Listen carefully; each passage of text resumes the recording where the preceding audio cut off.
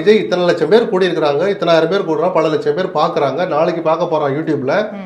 ஒரு வளர்ந்து வருகிற தலைவர் பொய் பேசக்கூடாது. உங்களை என்ன பழி வாங்குறேன்னு சொல்லி எஃப்ஐஆர்ல சேர்த்தாங்களா? ஸ்டேட் கவர்மெண்ட் இந்த போலீஸ் உங்களை விசாரணைக்கு வாங்கன்னு கூப்பிட்டாங்களா? அவங்க நினைச்சு வந்து அடுத்த நாளே பனையூர்ல கதவை உடச்சிக்கிட்டு உள்ள வந்து உங்களை தூக்கிட்டு போய் விசாரிக்க முடியாதா?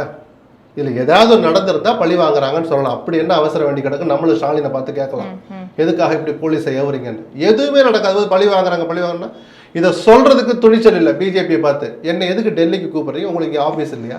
சிபிஐக்கு இங்கே ஆஃபீஸ் இருக்குல்ல. ஒரு ஸ்பெஷலாகவே ஒரு அதிகாரி நியமிச்சா கூட ஃப்ளைட்டை பிடிச்சவர் வந்து ஒரு கட்சியினுடைய தலைவர். அவர் விஜய் என்ன இருந்தாலும் விமர்சனம்லாம் அப்புறம் பண்ணுவோம்.